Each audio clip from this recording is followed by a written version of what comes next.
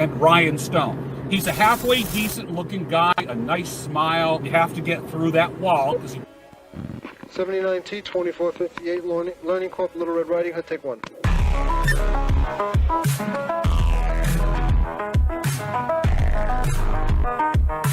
Somebody find out the real names for me. 40 years of my life is in the wire that's gone. Does that make sense? You have to get through that wall. But I only know what my heart feels.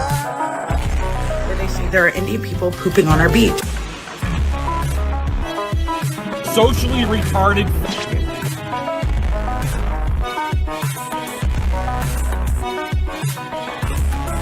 It's a spool of wire. 40 years of my life is in the wire that's gone.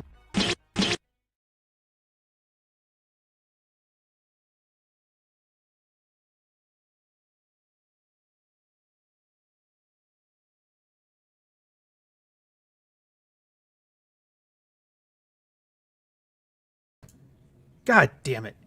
I was going to say, good news, guys. The paperbacks are in. For those that ordered the hardbacks, they're still going to be another week to get the printing.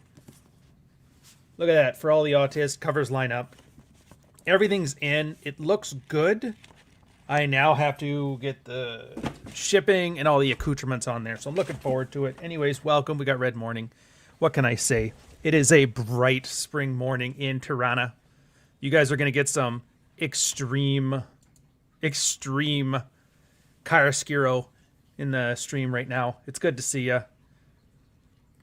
Yeah, so I'll get these ones out, and I'll get the ebooks out, and I'll get the hardcovers out, and that's going to be a pain. I'm starting to regret it. I was like, oh, I have to ship like 100 separate packages all over the world, and that is a lot of work that I wasn't ready for. But I mean, whatever. It's just work. It just means I don't get to shitpost on Twitter or write some articles or work on the next book for like a week. I'll live. It's just whining. Anyway, hope you're enjoying yourselves. Hoping you have a fun red morning. Let's see what we got here. Even Jesus's mom was a hoe. What can you expect from common women? Yeah, this whole thing is weird, but it's not new. So that's kind of what I'm going to talk about now. Let's see, Canna Rockstar has a brisket on the smoker. Oh, that's nice. I've heard brisket used to be like a very cheap cut of meat, but then once some millennials from Texas figured out how to make it taste delicious, now it's like extremely expensive. And nobody wants to buy it. Morning, Couch. Hey, Johnny Trejo. It's good to see you. I was listening to Nerdrotics FNT. What's FNT? Well, at work, and I took a peek. At first, I thought you were on the panel, but it was Razorfist doing the lighting and wearing your shades. You son of a bitch. How dare you use Timu Bret Hart against me? How dare you, sir? Hey, good morning to everybody who knows Lord of the Rings isn't overtly pagan. Dude, some of the, like, John, I like you, man. I like all you guys, but sometimes, like, I thought the red-pilled audience was tragic. But then you start seeing, like, the fiction audience, and they're just, between that Star Trek high school reunion show, whatever the one they're doing, and that stupid fight with Richard Picardo, I'm starting to think that this place ain't so bad. Just the audience is horrible. What do you mean? Of course you have trooned out Klingons, and then they're like arguing the merits of a trooned out Klingon, when the real issue is just the show is sloppily written. It's just exposition and time wasting. It's just brutal. Okay, Friday Night Tights, his Friday livestream panel show. Well, that's good to know. Yeah, brisket was always cheap. Millennials on a budget and farming for social media likes ruined it, like oxtail and pork belly. Yeah, dude. Pork belly was... Because, like, I did a lot of Chinese cooking, and pork belly is one of the greatest things you can use, because, you know, it's China, so of course you're cooking with all the cheap cuts. Some of the Chinese pork belly, or even just, like, Japanese ramen cooking, the char siu is the Chinese one. I can't remember what they call the braised pork belly in Japan, but, dude, for ramen alone, it's so good. Now you got to pay, well, I mean, that's probably because of Canadian inflation. I got to pay $30 a kilo. Which is like 15 bucks a pound? Yeah, 15 bucks a pound. America, you let me know, is that cheap? 15 cuts a pound as long as the word's called cow? Anywho. All right, enough of that. We're goofing around a little too much here. Time to get to the serious point. We have real issues. We have real concerns. We have a constant deluge of people flooding the space full of nonsense. And I'm here to walk you guys through it because that's just what I do here. I hate my life enough to be in this space as a professional. So what the hey? I wrote another case study on the Substack. And this one is I Married the Reformed Whore, like and subscribe. Kind of a play on words. Because originally there was a Rational Mail article. Saving the Best. It is to date his most, I'd say it's his, I'm pretty sure he would agree with me too. It's his most popular essay that he's ever had on his blog. It's not my favorite, but it's his most popular. My favorite one is The Safety Net. But you get what you get. If you guys don't know, Saving the Best is a story about a young Christian boy who married a girl. She made him wait to kiss, wait to get married. And then as soon as she had her kids, she was kind of like lackluster. Sex life dried up. She didn't want to do any of this. And he was trying his best to make it work. And it was kind of one of those, it's just what happens to people as they get older and have kids. They stop having sex. So he was okay with that. And then he was rummaging through her attic or something like that and found a VHS tape. This is how old this is, or a tape. He puts in the tape. It's her getting railed by 5 dudes at college. And he puts it on. He's like, hey, babe, remember that whole I don't feel like it tonight that you've been doing for the last 3 years? What's up with this? To which she starts crying and she's not like that anymore. And he had this one line that's kind of become a red-pilled meme. Oh, so I married a whore that fucks like a prude. Very popular because it taps into the anger phase in the most visceral way. It's literally out of all the male insecurities that exist, I would say it is top 3. There is, my kids aren't mine. There is, my wife is leaving me, taking the family away and leaving me with nothing and abandoning me or whatever. And then the third one, getting together with a girl, working your whole life, staying chaste, only to have a girl be basically the prodigal son. Who'd have thunk the prodigal son with dicks? Oh, Bob, I see. I'll get to that in a second. Just so you know, we've broken the heartfelt window. So there's that one. And it has been a long-standing tradition in all, not even red pill spaces, but any male space that's been on the internet, for the traditional conservative type to come in and shit the place up constantly. They can't help themselves. They can't help but make any place worse because they're worse. If you're saying like he's shitting on Christians, I'm like, not really. Not really. I don't believe the traditionally conservative Christian is actually a Christian. And I don't mean this and as in like when Rolo's, she's not a real Christian. I mean is like they don't think it either. They're play acting in the sense that like the wealthy Illuminati people are all about LGBT stuff. I don't think they care. I think it's like a useful idiot thing. And I honestly think a lot of these, at least the public-facing TradCon, is treating it the same way that like Trudeau treated lesbians and women. They were just a useful idiot. A useful idiot, So in that sense, I don't know what the fuck the guy's name is. I gotta look him up again. Hold on a sec. He's here. Trevor something. Oh, that's funny. Out of all this, I forgot to give him name recognition. That actually makes me laugh. Anyways, Trevor. Whatever. I called him Trevor the Cuck. So he comes online, and he gives this great story. Trevor the Cuck. That's my title. His title was just I Love My Wife. My wife was promiscuous. I was a virgin. It almost reads... I hate that AI. Like, everything reads like AI, but not because everything is AI, but because AI trains itself on derivative slop. So anytime somebody uses derivative slop, it's just like makes it painfully obvious to me right now that I hope this is AI because I'm pretty sure this is just you writing slop, in which case you're wasting so much effort.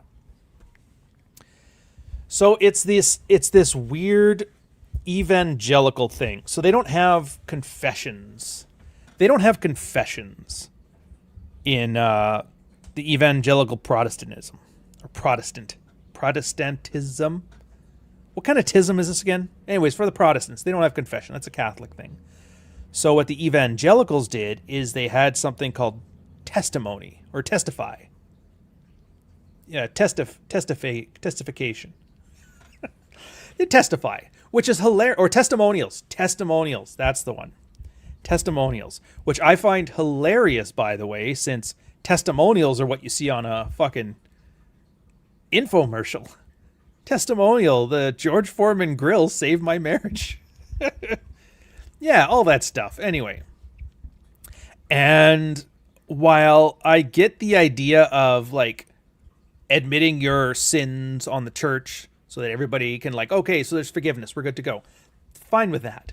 It's this weird, they take it over the top to the point where it almost becomes a brag.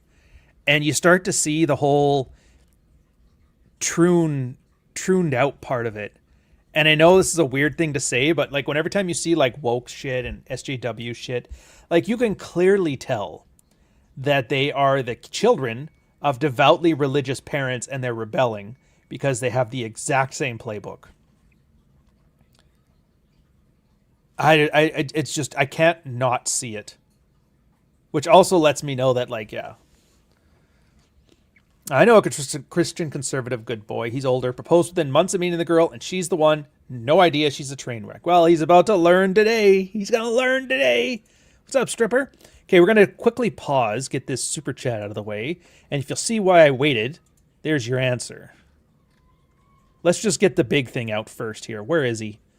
Come here, Cuckmaster Flex. Let's do it. So the meme, they're very good. This is really, they've taken it. True Alpha named Ryan Stone. It says, I asked Murphy about the article he wrote, cuckolding his wife. Clear up the cuck article. Clear up the cuck article.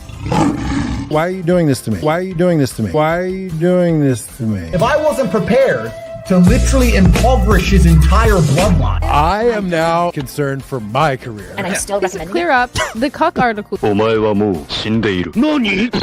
know what? Fuck you for bringing this up. Yeah. Fuck you. Heartfelt. I'm not going to have those guys back on my channel again. Absolutely not. Just use a little bit of fucking common sense. It is just... That's great. That's you should. Fuck you. Sorry, apologies. Just keep going, dude. One foot in front of the other. Before you know it, this will all be in the rearview mirror. Fuck you. How could you not with this guy? How could you not? All right, so the super chat, which is you thought, oh, nothing could be worse than that ad. Oh, I guarantee you the super chat is worse. Hey, Ryan, are you ready for the WW? You know what? Call it WWF.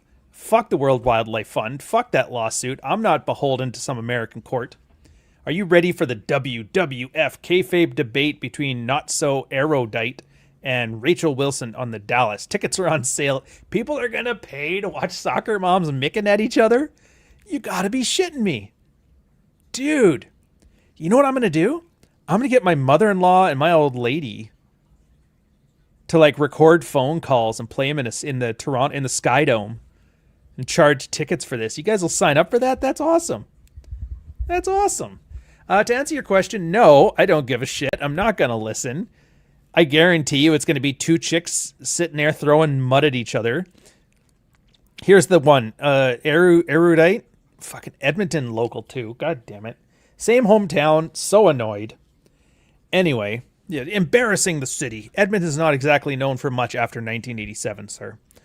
So Erudite's gonna rip into Rachel for being a 3-baby daddy, divorced mom, tries to be holier than thou but isn't. And Rachel's going to not give a shit. And her audience is going to make excuses and not going to give a shit. And they're going to retort back with, hey, you fucked Destiny. You're covering up for graping. And here's some statistics. And a chart. Checkmate, atheists. I got a chart. Fuck, a chart. Has it got citations? Yes, it has citations. Does it involve a research paper I'm not going to read? Yes, it involves a research paper you're not going to read. Well, goddamn, I have to admit defeat. Yeah, it's not going to happen. So that's what's there. How much are the tickets? How much are the tickets? How much do I want to pay to watch a 35-year, or how old is she? I don't know, 35-year-old mother of 3 and a 32-year-old drugged out train wreck arguing like the Love is Blind reunion. Hey, is there anything you wanted to say about her? Yeah, she's an alcoholic and she's fucking brutal. Well, he was such mean. Hey, look at this. It's been a while since I was able to see one of these live. Good to see you again. It's good to see all of you guys every single time. Which, if you're honest, is checkmate argument. You slept with Destiny. Everything you say is irrelevant. Here's the thing. Her Erudite's fans aren't going to care about that. And Rachel's fans aren't going to care about her thing. And the people paying money to this need to really look in the mirror and consider, what is it that I'm doing with my disposable income? Because when the boomers find out that you're spending money to go to these debates, that avocado toast is keeping you from your first house conversation is going out the window. Out the window. You know what we're coming back to? We're coming back to, well, if you didn't watch that Rachel Wilson debate, you could have bought a house in downtown Washington. You're like, fuck. I knew it. I knew it. I have to squint a lot, by the way, because like the glare, it's like bright springtime and the sun is directly behind us. So I'm doing my best to keep a visual in this thing, but it was something I never considered was that I have wonderful scenic picture windows in this entire place and it's bright as shit. All right. So back to the thing here. So Trevor gives this great story, a testimonial about his wife. And it's literally saving the best. Like, picture saving the best story that I just told you, except for the ending is the husband's not angry, but the husband is like, I saved her. My wife was a promiscuous whore. Or he never said whore. He infers whore. He describes whore. He does everything but spell it out. I was a virgin. She made me wait to get married. Blah, blah, blah, blah, blah. We got married right away. Been married over 5 years now, and she's the most wonderful and godly wife, mother to our 3 children, and the best homemaker you can imagine. Now, I'm thinking 5 years, 3 kids.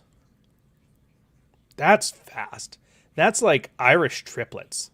Assuming that they aren't triplets or twins. That's 9 months for the first one. How long is it between pregnancies, like minimum? If you like nail the landing, it's what, 6 months, right? So let's say like, let's be like on the safe side, say 1.5 years, 3 years, 4.5 years. That means just as soon as they got together, dated for a year, or got to know each other for a year, dated for 4 months, engaged for 2.5, and then right then, all right, let's start fucking like rabbits. First off, I'm not buying it.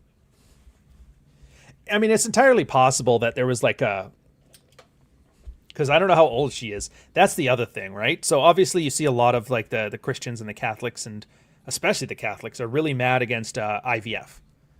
It's a sin against God. You should, which is so weird for a group that loves to shame men for liking sex. The IVF should be like the natural conclusion. In fact, I thought that's the one thing. It's the one thing I got wrong when I was writing Jake Long's Softbone and Ghost of Odessa. So I had made this feminine techno anarchy, and I thought, you know, what would be make sense is that women hate men and hate sex, and so they make it mandatory that all pregnancies will be IVF, and that men aren't allowed to touch because you're worried about cross contamination. And there's a whole thing in there. It's actually pretty funny, which is also poignant. So this like, oh, don't do that. We got to do it the old-fashioned way. Threw me for a loop.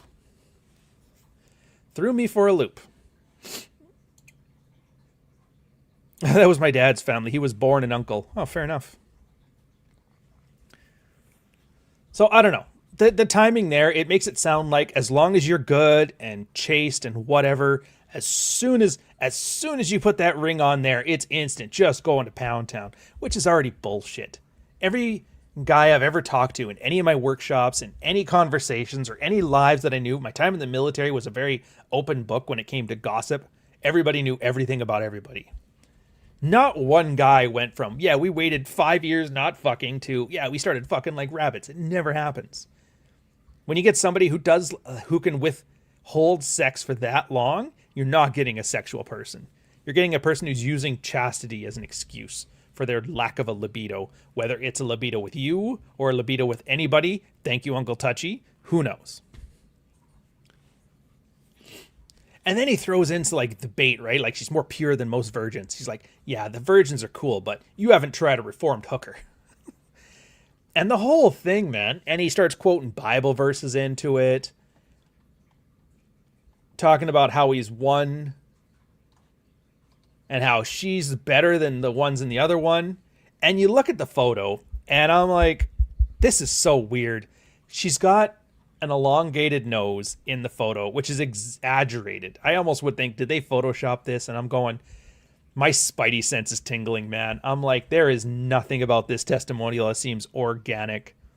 Nothing. First off, it's posted on the internet. Secondly, it hits all the, like, there's certain things that make women clap and nod, and there's certain things that make men angry, and there's certain things that attach to very, like, if you want to bug a Nick Fuentes guy, there's certain things you do to make the little frogs go. And I was like, this has got way too many of those things in there. Like, this person knows exactly who to prod to get a bunch of hate mail. The only one he didn't really prod at was the red pill guys, but that's all right. I got it started and then everybody took over. And everybody starts building their stories out of it. And it's one of these things you learn as you get through life, is that life isn't so much about what's objectively really happening. It's more so about the narratives that people wrap around it, right? Short of, like, you know, things that have a direct effect on your safety. Like if you're in the combat, yeah, you making your own narrative is not going to cut it. But in the land of us where we're safe and eat avocado toast, nobody gives a shit. So everybody, I was watching and you get everybody throwing their narrative around it. You see most of the manosphere was all about, oh, so you married a hooker. Where's your virgin? I should almost call them the tater sphere, because it's kind of like this third world version of the manosphere. Where's your virgin 17-year-old or 13-year-old, sir? And they're mad at that part of it. And then you watch the women, and it's so funny because there's so many religious women who are like just adamant that you don't shame a girl for promiscuity. And it's just funny because it's like, it's weird how this is the hill you pick to die on. Why this specific hill? And everybody kind of knows why. All these chicks that were getting dicked down and then found they did like a lesser version of this. They're all like, no. We can never shame a girl for her past indiscretions. I firmly believe this for no reason other than for altruism. And you're like, oh, whatever. So a bunch of Christian chicks were just outing themselves as like, as dick gobbling munchkins. And then some other people, like the Christian types, are like, dude, why are you putting your wife on blast on the internet? What the fuck is wrong with you? Hey, my wife, and he was like, my wife used to take dick. He was like green eggs and ham. She took dick on the train. She took dick on the plane. She took dick over here. She took dick over there. No, Sam, I do not like dick, I am. And it's like, what the fuck? But he's like, hey, relax. I understand your guys' concern. Luckily, she has a blog post. It's like, you go and click it, and she has a Tumblr page she made, and they say she made it in 2019, but I have yet to find a date on it. It just says May 9th. There's no actual date to it, so my God, it's weird. Anyways, so she goes and does her little testimonial with way too much detail. Way too much detail. Literally a green eggs and ham minus the rhymes. So she's not spitting bars. She's spitting dicks. And it's so funny because there's like a lot of like the red pill stuff in here.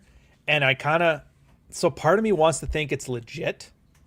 At least this part of it, because it resonates with the stuff that nobody really thinks of unless you have some experience.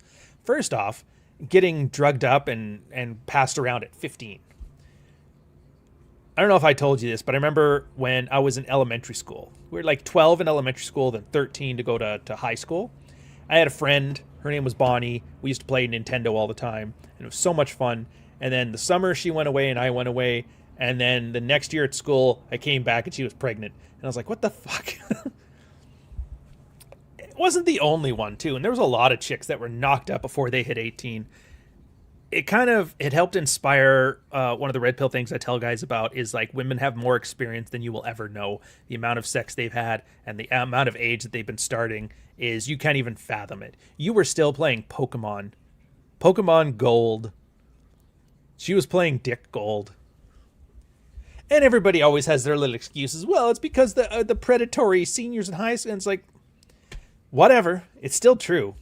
And it's always funny because guys think, oh, I'm so much smarter than women. I can crush them. And they go in there thinking they're slick with their little games. And the girls, girls are like judges in fraud cases. Yeah, there's a lot of really smart finance people out there doing very smart frauds. But the judges have seen it all. They have lots of experience, and they know when you're fucking with them because they've been swindled every way from Sunday, so they know everything. And it's the same thing with girls. That's why when we talk about running game, a lot of it isn't like dishonest game. Most of it's not dishonest. Most of it's just playful. It's kayfabe, right? It's a game. And the girl knows it's the game, but a girl plays along. And that's kind of one of the things, like, don't ever kid yourself. Because your game is working doesn't mean the girl's stupid and catches on. I mean, she knows it is, but she's having fun anyway. I know the Avengers aren't real. I know Captain America can't lift Thor's hammer. Am I watching Endgame and enjoying myself? Yeah, a little. A little. Am I going to watch Mrs. Hulk? No, not really. Some super chats out of the way. I've been missing Null. I feel really bad. He's always been a long-time supporter of the channel. €10 super chat. My ticket for the show. You fucking guy. Don't encourage these chicks, man. Oh, God, that's like female manna from heaven. Wait a minute. You mean to tell me people are going to pay tickets? I get to stand up and be the center of attention for an hour and a half and nag at another woman? Oh, fuck, sign me up. That's like a guy. Hey, how would you like to go stand in front of a stadium full of women and have sex with the hottest one in there? You're like, I'll do it. Free Gender 930 with a $20 super chat. Please read and chat. Plus, I sent you 10% of my earnings to the life of man you save per week. Hey, dude, like, I hope you're joking on this one. Don't, like, it's a tithing joke, because, like, I do want a serious moment. This stuff, the books, the super chats, all that stuff, this is meant for entertainment. I don't want on my conscience somebody with, like, yeah, I had a choice to buy groceries, or I could donate to this. Like, don't ever be that guy. I'm sure Free Denders is joking about tithing here, but just be aware. I've had a few guys email me in the past like, hey, I'm really hard up for cash, but I want to get this. I'm like, dude, no, don't get anything. Don't. Unless you can throw this money and burn it and not worry about it, I don't want to see it. But yeah, so you have some chats going. I will catch back up to them. Yeah, I mean, there's this. So in the prodigal son parable, the wayward son wastes his inheritance, returns home empty-handed, and is welcomed back fully by the father with celebration, no payment required. And in contrast, the sinful woman in Luke 7 felt deep remorse for her past life. She wept at Jesus' feet and poured out expensive perfume worth tens of thousands of dollars as a sacrifice of love and repentance. I believe you have to sacrifice something meaningful to truly obtain forgiveness and restoration in this life. See, now that's the lesson. And I don't think anybody has a problem with that. Here's the issue, though. Actually, put a pin in that. Get to that point yet. So he's absolutely right. Prodigal son thing. I think that was the idea. And as far as I interpret it, the prodigal son parable is there about a forgiveness mechanism. Because you've obviously seen from the last 10 years woke stuff with there's no forgiveness mechanism. So it's basically just people eating other people. And so you need one of those. And the prodigal son was kind of a way to get that through. But, and I'm going to get to the last of the super chats, then we'll get there. Somebody wants a Bruno! Yes, sir. In fact, we're going to give you a few George Brunos because I can't remember which one specific was the fun one. God, where are all the George Brunos? Oh, wait. There she is. You are a fucking moderator of a YouTube channel, young man. Moderate your channel like a goddamn man. Wise the fuck up. Why not, you stupid bastard?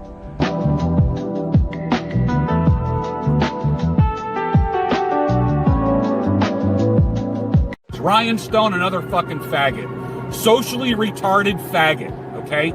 He's a halfway decent looking guy, a nice smile. He can be a gentleman. He's snarky as fuck, even in person.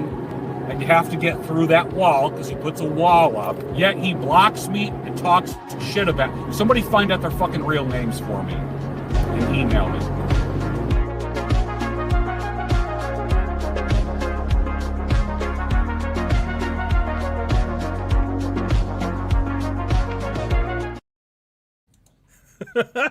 You guys, the chat's fucking lit, man. I could get this whole stream done just by like occasionally posting shit in there. It's awesome. Null with a 10 euro super chat. StarCraft, not Pokemon. I didn't want to assume people's age. I went with younger because I don't want anybody feeling old. Because if you guys don't know, StarCraft's like 35 years old or something now. Yeah, man. Once you realize Die Hard was 50 years ago, you're like, Jesus Christ, what the hell? So yeah, I didn't like. I was gonna say Warcraft 2, but I decided against it. What, you mean World of Warcraft? No, Warcraft 2. That was the OG RTS. I think Warcraft 2 came out and then StarCraft. Oh, too funny. But I mean, either way. No, with another 10 euro super chat. Pay up, you freeloaders. Yeah. Hey. If I make $10,000 on this stream, I will go to that stadium. I will live stream, like from the ground, reporting. Welcome to the Rachel Wilson and Not So Erudite debate. I am your host, Walter Cronkite. The air is absolutely electric in here. You, sir, that I grabbed randomly out of the street. What do you think is going to happen with this thing? Have them with like a giant thing of cheese on their head and a foam one. Oh, Erudite's winning the belt this time. Oh, you heard it here first. Back to you, Mean Gene.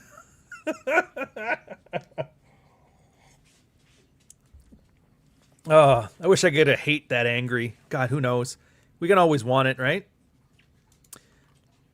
To be fair, we had to go through a lot to get there. So I did 2 years of conventions with that guy, as did Rollo and Rich Cooper and John and all the guys. So we had 2 years of that. And then we had the coup d'etat, where they kicked Rollo out and started slamming him. And there was probably 3 years of this guy constantly trying to like dox and harass everybody's family. I'm pretty sure he's bipolar. His brother started coming after us. You guys remember George Bruno's brother? There was that for a while. And of course, me being the asshole that I am, just leaned right into it. And I made him the laughing stock for years. And then it kind of died off. It was more just a joke. And then he shows up in chat the once and just loses it. Like, I built your brand off of you laughing at me, you son of a bitch. I was like, why did you come here, you idiot? Jack was going to ban him. I'm like, no, leave him. George gets a pass. He's contributed so much content to this place. He's allowed to stay as long as he wants. Yeah, the worst part about that whole clip remains Bruno saying you blocked him and talking shit. Well, he did that to me, like peak level gaslighting. It's a boomer. You got to remember, it's like, I don't know, I guess, yeah, you might not have... So for those of you who have boomer parents, I'm sure you at some point have had tried talking about the real estate. I'm sure at some point you've tried talking about politics. I'm sure at some point you've tried talking about the interpersonal relationships between your family. And you've seen a level of narcissism and delusion out of the boomer class. And then you have to ask yourself, like, is this them going senile? Or were they always like this and I was just too young to know any better? I'm assuming you guys have had that clip. Yeah. So that's just, it's the boomer thing. It's like they say when you're, oh, all I got is Jack Pozabic. Oh, that guy blocking me for calling him out. Oh, dude, get in it. What are my trophies right now? I've got the 12-minute Matt Walsh segment. I got Cernovich fucking blocking me. I got the Bruno hate. That Anthony Johnson guy, Gay Lou Boyle, a bunch of nobodies, but whatever. Erudite's talking shit. There was that Swerve Writes Books chick. There was that Emily boy that got mad over the zombie thing, that she hated everything about me. I'm probably missing some. People always like, hey, don't forget about that one. I'm like, oh, yeah. Yeah, it was so weird. And it was never stuff I was like goading people for. It was always like, well, other than Bruno, him, I'm like, yeah, you're going to town, sir. Most of the time I was like amicable and affable enough and just kind of like, you say the right, okay. So if you hit somebody's I've talked about narcissism here. Narcissism essentially is people who just build an identity. So like a narrative about themselves, but it's not based in the real world. And then most of their energy is providing the world, like, I need validation for this worldview. And that's called narcissistic fuel. And of course, if you attack that narcissism, you do what's called a narcissistic injury. And if you get a narcissistic injury, the response is usually narcissistic rage, not anger, rage. Think of more like a petulant 2-year-old as opposed to an angry middle-aged man kind of thing. One thing I happen to be very good at is really good at guessing what people's narcissistic injuries are. So I guess if we had to have any skill set to get better at getting people to throw hate on you on video format, that would be the one. Oh, Coach Greg Adams. And who's the other fucking guy? Who's the one with the Thor's hammer? He fucking hated me too. You pull out your crayons, kids. I can't remember. Doesn't matter. All right. Oh, that's right. Yeah, stripper. I totally got him mixed up too with who's the Lindy guy? Talim Kasib? Steve the Dean, that's the one.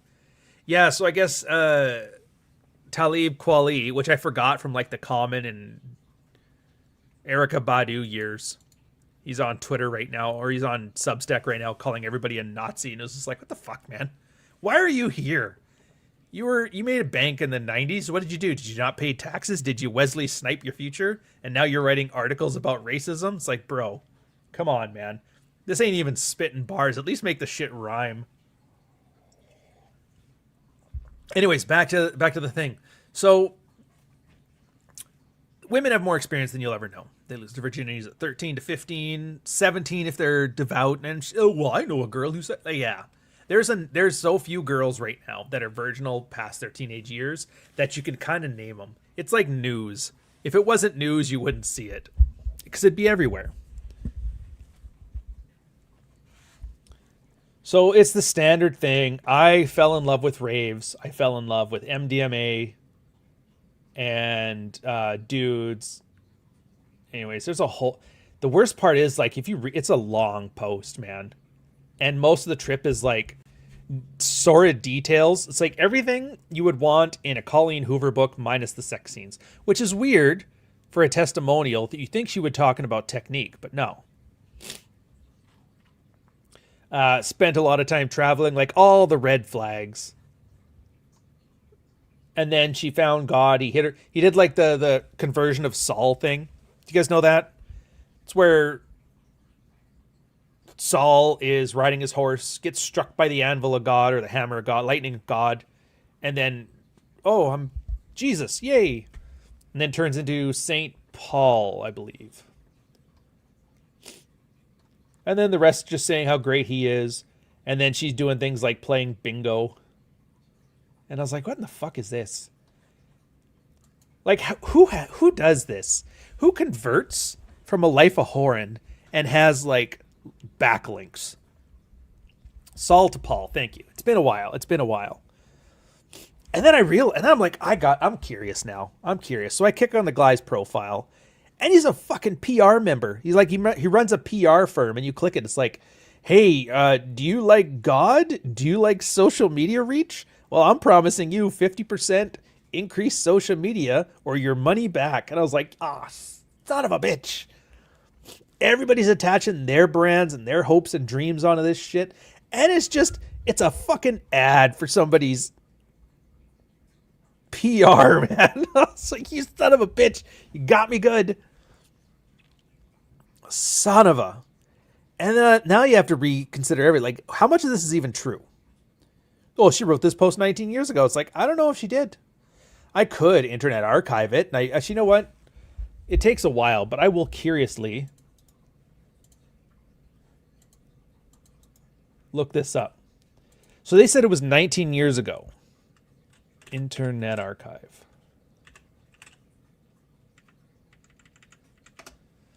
And I'm going to find out exactly how far back the archives did this go. Because I have a feeling it's not going to be 2019 or whatever the hell it was. Oh, yeah, they said 2019 was when she did her conversion. I'm not buying it.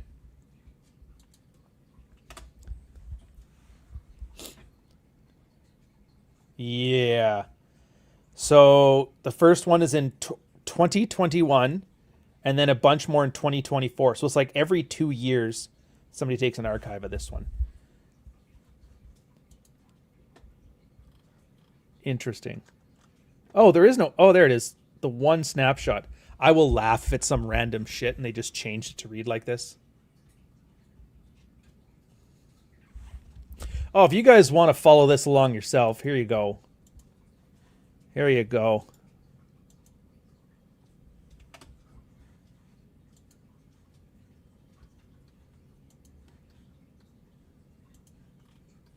Oh, fair enough. It looks about the same. All right. So, yeah, this was like fair enough. So at least that part of the story checks out. But yeah, the whole thing is just cynical. It's this manufactured, inauthentic, or insincere, clout chasing. I wish I had a word for it. I should be a better writer. You think I would be, but I'm not. So there's a thought that I've been kind of seeing fit in the real world here. And it's people who have talent tend to make money off of the talent. People that don't have talent tend to trade their dignity for clout in hopes to make money off of it. Does that make sense? This is like Clavicar doing his shit with the hammer in his head and that stuff. That's like, oh, I'll trade my dignity for clout. I'll be a fucking clown. And I look at this and I'm like, this is just more clown shit. This is a chick who did a bunch of drugs, got together with a virginal priest, assuming all that shit's true. For all I know, these are just two real estate developers, fucking whatever. Hey, I got an idea. Let's make up this story and let's use it to get our firm off the ground and be like the shameless power couple, which, I mean, I guess if you don't have talent and you do have an excess of dignity and a lack of shame, fucking fill your boots. It annoys me because it works so effectively. And so many people take it at face value. And so many people are trusting. And it is especially egregious within the evangelical or the Protestant community in general. They are very willing to accept anybody, no questions asked, and then wonder why they're constantly getting rug pulled. Not true. Real estate developers can do something useful. Here, let me take 5% of your home equity. And let me take, and that's how much we don't want to see other homeowners. Yeah, take 5% of the equity. I don't want to hear from anybody. Just tell me when they want to buy it. And most people think that's a good deal. All right, why not? Why not? She's reverse Elijah Schaefer, kind of. Oh, did you hear who's back, by the way? And I know this is like weird. Like, what does this matter? It's gossip. That Sarah Stock chick. Remember the one that was fucking him and doing blow and then got shamed off the internet for being a whore? Well, she came back and she's like, just so you know, I was the victim. And I'm like, good for you, man. Take a couple. It's way better than that stupid, the guy who like fucked around with Jack Reacher and got punched in the face. Oh my God, there's so much shit. So the guy who plays Jack Reacher, that big 6'5" dude, he was riding his bike in a neighborhood and some weesh HOA guy got in front of his bike and then he crashed his bike because he was trying to avoid an accident. So Reacher got up and just punched the guy in the face. Now, unlike Sarah Stock, he's like, I'm going to go take photos of all this beating I took and parade it on the internet. And it's like, dude, if you get your ass kicked, you're supposed to go like hide out for a couple weeks, wait till the bruises heal, and then come out and just not talk about it again. No, he was coming out, eye all swollen shut, talking about, and that's when that big, tall, masculine man that everybody wants to have sex with and everybody likes him, and that's when he hit me for being a twat. And I was like, what are you doing? What are you doing? Yeah, this is it exactly. I saw him punching that turd and I was like, inject this directly into my veins. Oh, the only bad thing to come out of that video is when Jack picked up his bike to go leave. I don't know what his real name is, Alan or something. When he went to go pick up his bike and leave, he dumped it again. And I was like, oh man, you had the perfect moment where you knocked out an HOA Karen. And that all you had to do was ride off in the sunset with some like DMX Rough Riders theme. And yeah, you kind of screwed it up there, but whatever. See what I mean though? No dignity, no shame. Comes on there, bruises and all. The most the most attractive man in the world just beat my ass for good reason. And here's my side of the story. I'm assuming that guy's going to have a social media career too. And I'm starting to wonder. Man. Because like Last Psychiatrist. You guys remember him? I talk about him often. He's not red pilled, but he's red pill adjacent. And a lot of the red pill stuff kind of borrows from his stuff because it's really good. He had his most popular essays were called Hipsters on Food Stamps. And I'm starting to think this is connected. Bear with me here. Hipsters on Food Stamps was about these people in Brooklyn, I think it was, who were like college educated hipsters. And they were using food stamps to buy foodie shit, to make like fancy hamburgers and whatever. And people got really mad about that. And he kind of makes the case that, well, we're entering an age, and this was about 10 years ago. We're entering an economy where people's labor is no longer needed. And boy, oh boy, did he know then what we're seeing now. It was very prolific. Because what? You're going to, like, it's not even that we trained them wrong. It's that they're useless. Like, we only need so many project managers. We only need so many people sending emails. And it's a lot less than the people we have available. What's he going to do? Train them to start being a bricklayer? And he's like, dude, some Mexican migrant is going to outdo this guy, and there's no chance he's going to catch up. He's too fragile. He's going to break. So, like, what do we do with these people? And he was kind of showing that, well, we're kind of inventing UBI with extra steps. They tried it during the Rust Belt era, when they were just like giving everybody medical payments and medical stuff. But then there was the big fentanyl problem out of that, and like the opioid crisis. So like, all right, we got to fuck that up. And that's when they're doing stuff like this. Have fun on social media. Play around for a paycheck. Go earn your PR thing. Everybody gets to be a brand. TikTok, absolute perfect example of that. People are spending inordinate amount of time trying to be TikTok famous to earn that TikTok payment. And TikTok is the worst platform for payouts, by the way.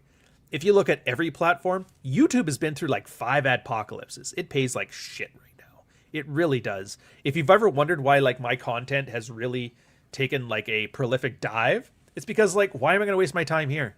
Audible and Kindle make way more. So why wouldn't I put my effort to where it's best appreciated? I'm not saying I'm leaving. I'm just saying. And so you get these people just charging to TikTok. So it's not even that I'm sad that people are selling out their dignity. It's that they're doing it for so cheap. So cheap for nothing. And of course, it's the obvious answer to that is, why would you sell it for so cheap? To which they would say something like, well, what else am I going to do? There's this average looking chick. And if you go to her site, you can see her. It's like, she looks like, you can see it. I'm not going to, let's just say mid. We'll leave it at that. Aw, I appreciate you too, John. You're good people. How do I read these? Well, hers was here. My Substack one is here.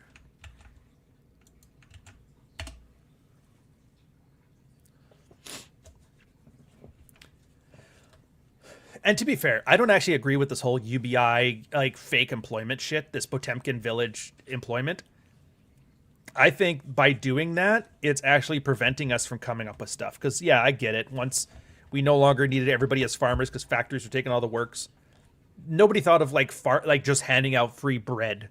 No, people started making factories and shit. And then the internet and information economy and all this shit came out. You kind of have to let things happen on their own. So this whole paying people...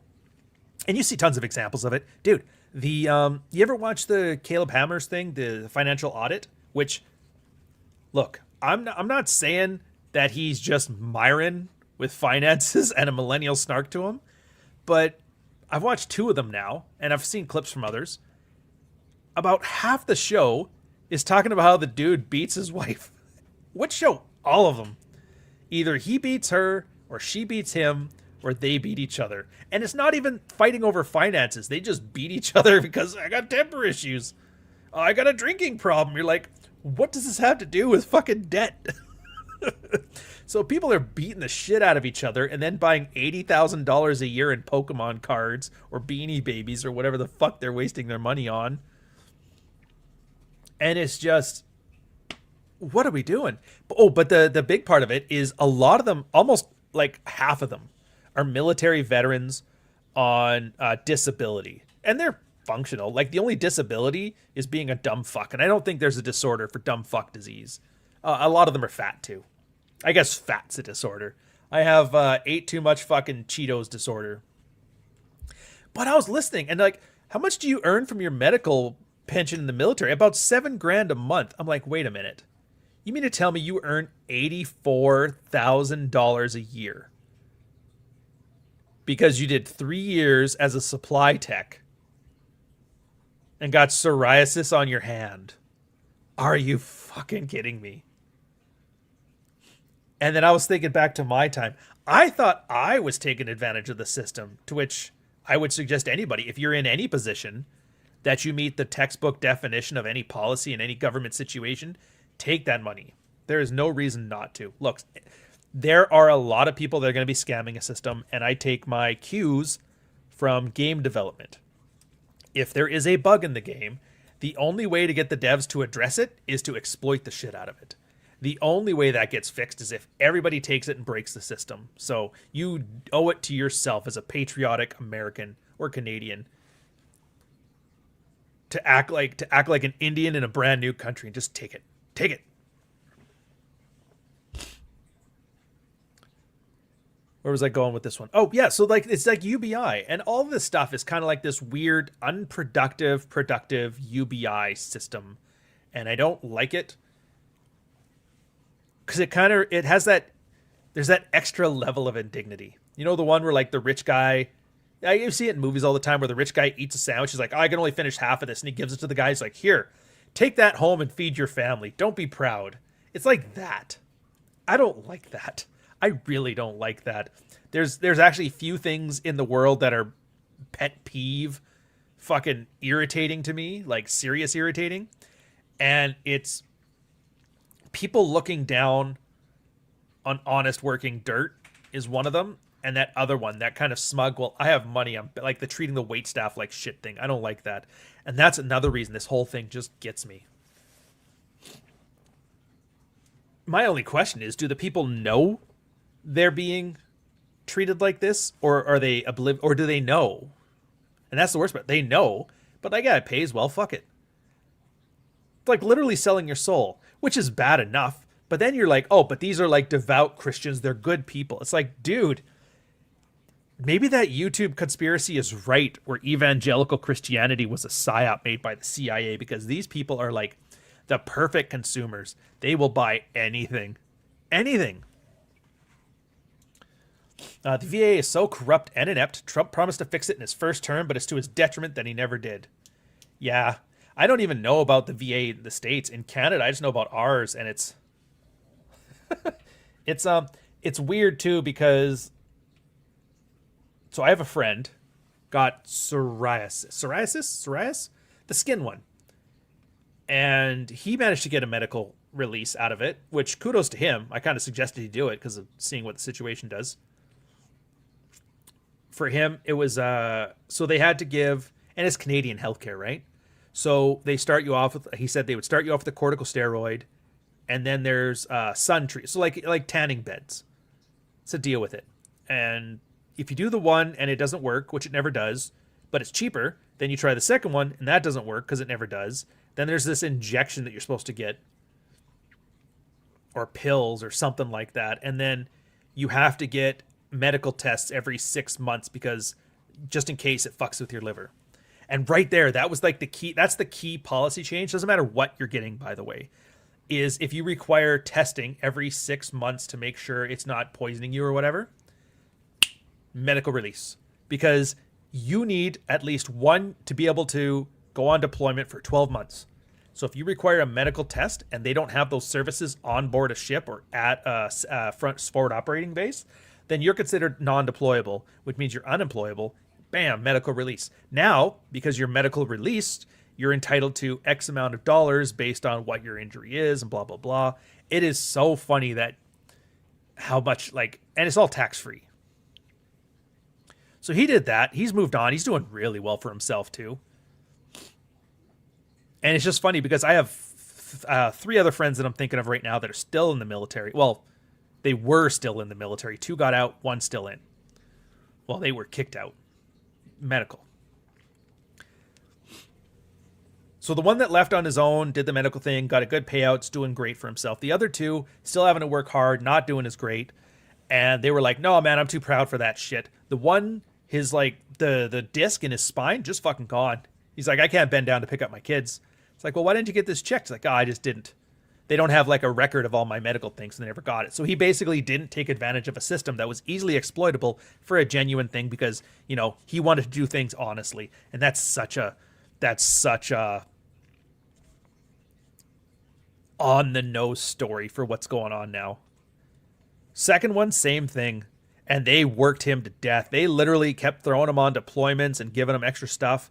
He missed like 2 of his kids growing to 5. Eventually one day his brain just fucking, oh, fair enough. He got booted on that one. And they both got booted like a year before their pensions kicked in. So they get a return of contributions. It basically cost them $100,000, to be honest. And I was like, why would you not scam the system? The third one, the one that's still in, he was like, he gets really angry at this shit, starts calling everybody traitors. And I'm like, start telling them these stories about our friends. He's like, oh, like, I don't know what to tell you, man. And it's like, and the reason I'm mentioning this is I was kind of glad because my 20 year would have been in 2023. And that's when I would have got out with a pension. And I was like, fuck, man, when that time comes, I'm worried that I'm going to be like, man, if I'd have stayed in, I could have had a pension right now. It would have been great. And then the more of these stories, I'm like, oh, thank God I got out when I did. I don't think 10 years of that was doable. And that's before all the COVID bullshit, right? So that's the point of this story. You have all of this shit. Like everything is designed to scam, to siphon money. It's like a UBI program with extra steps. It's all convoluted and everybody's kind of working it through. It's very dishonest, very dignity sharing. Now with all of this free money going around for being a lying asshole, why are you coming online talking about your whore wife to sell tickets? You know what I mean? Why are you selling out for so cheap?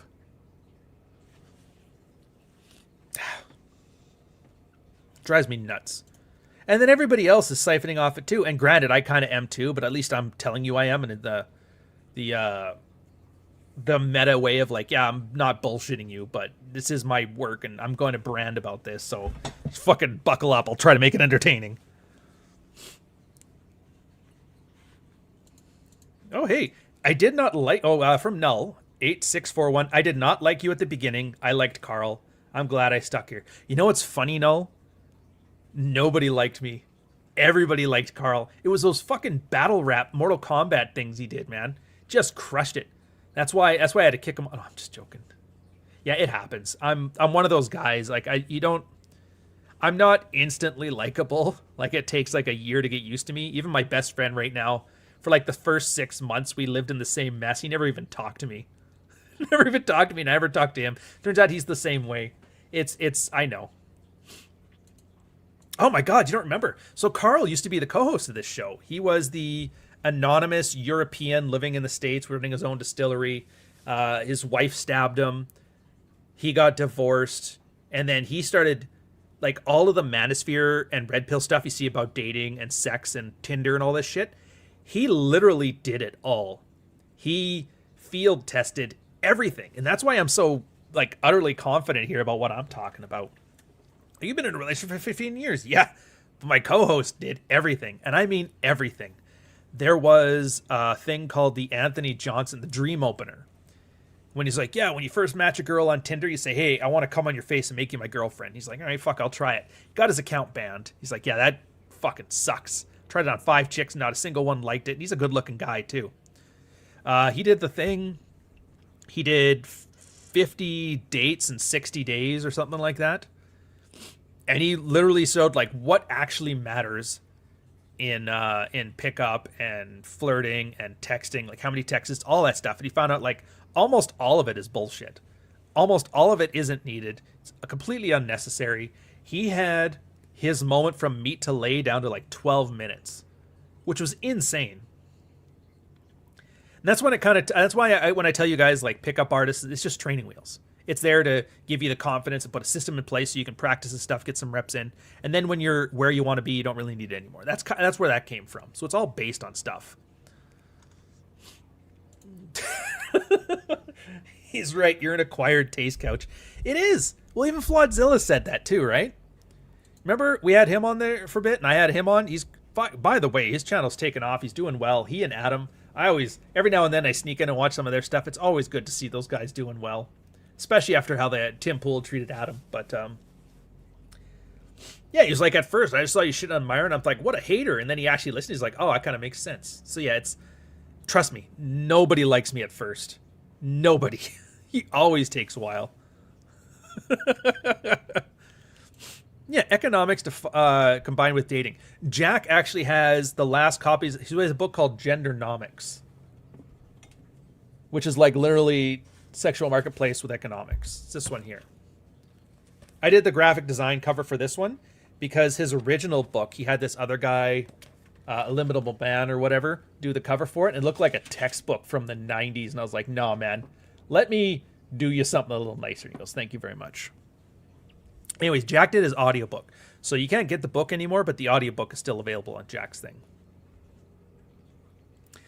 How am I just hearing about Carl? Oh, dude, the back catalog, our very first, I think it's our first 3 years. He was the one, we were the ones that were, it was him, me, and Myron. That one time I did a show with Myron. And it was just both of us realizing he's full of shit. And it was like within 10 minutes. 10 minutes of talking to the guy, we both knew he's full of shit. He was there, the one 15-minute chat I had with Tate, I think. He's been there. He was there at the very beginning with the convention. Because he was, as help, he was helping the John Anthony guy, or Anthony Johnson guy with his business, like doing his taxes. Because he didn't know how to fucking organize the taxes for his business. So Carl saw all the finances and all the numbers of the whole convention behind the scenes. That's why when we talk about it, about being how the money it making and all that shit. Yeah, he knew everything about everything. He's like Chesty. I guarantee you, if you saw Carl come back anywhere, you're like, how come all of a sudden everybody is talking great about this random nobody who came back? That'll be why. Yeah, he's in a load of videos. Some with Cappy go back. Some of the best ones on this channel, like some of my favorites, are ones with Chesty, Carl, and myself, because it's such an adult conversation about unadult topics. It's just nice. It was refreshing. What I love the best is I was the stupidest person in the room, and I was just so happy to be that. So happy. Null8641 with another 10 euro super chat. Me a confession, please. Forgive me, High Priest of the Red Pill. I did until you said that. I'm fine with not being likable, but don't call me a priest or red-pilled. Son of a bitch. Have fun. Oh, I will. I will. We will. How could you not have fun in this stuff, man? Like, did you see? We already went through. I somehow tied this fucking trad cuck guy to Jack Reacher, the last psychiatrist from 10 years ago, and wrestling. It's like, how do you not enjoy yourself? Mountain Man Tops AM, or 10:11 a.m. $1.99 super chat, a $2 super chat train. Like the video, guys. Aw, thank you very much, sir. Appreciate the support. Oh, dude, yeah, I remember it. You could just hear it in Carl's voice. He was over it after like 15 minutes. Yeah, it's the. I think Whisper put it best.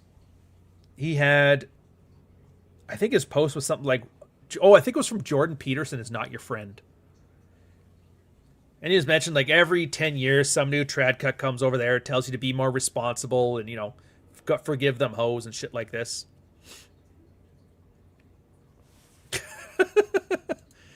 Damn, this new camera's for real. It's the first time I'm seeing quality outside of the 360p and 1080p on a couch stream. I think that's your connection, dude, because technically, so the camera I use on this, it's called a Makos 4K. This is it. It's very small. It's a DSLR. It comes, I have like a desk full of lenses over here. This is the one I was using until it broke. I don't know why. It just looks like a night vision camera now. I think the FBI screwed up with settings when they were monitoring me. So the one I got to replace it is actually the model that's down. It's it's not as good in low light settings, but obviously there's a lot of natural light, so I didn't worry about it. But yeah, it's always been the camera I used. So if you're getting 380p, it's most likely your connection. Can you imagine Chrissy Mayer comes in with a steel chair and wax Erudite in the event for a DQ. Vince McMahon, what a maneuver. Dude, that would be so funny. I don't know, man. Chrissy's a funny one. So she's like a comedian. She's pretty good at it, too. She kind of, I don't know who runs her PR firm, but it puts her in contact with a lot of different spheres, which is kind of cool. But she's just so cynical and jaded. I fucking love it, man. I could see her being a really cool sister. She even tried to fucking bait me into a gotcha moment Pierce Morgan style, and I can't even fault her for it. I was like, dude, that's actually not bad. Like, it didn't work because I got nothing to apologize for. Even the most cringe stuff I've written, it's there for a reason. You don't have to like it. I'm like, whatever. Yeah, I liked the colorful old setup. Yeah, well, you know, we're doing a lot of renovations. The whole place looks different, so we're trying something new. And to be fair, it was very hard to write books in that dungeon of an office I had, so this one with much better lighting is kind of nice. So I appreciate you guys losing out on the very cool neon light studio in order for me not to turn into a fucking mushroom. Yeah, the bookshelf made you look more sophisticated. I mean, technically the bookshelf is still here. All the books are just right here. I just gotta, I don't know, I'll probably fiddle with this, maybe point it towards the bookshelf so you guys know I still read. And then, of course, even though I got the bookshelf, I still have my Nintendo gyro. And I guess these are rare as shit, like Android bobbleheads. I got one as a gift. You can look them up online and see what they're worth now. I'm like, well, that's nice. I don't really care, but I don't even know what they're called. Just mini collectibles. I don't fucking know. I've still got my file from the military right here of like the espionage stuff. Good times, man. Good times. Is that what that is? Is that what a Funko Pop is? Okay. I now know what a Funko Pop is.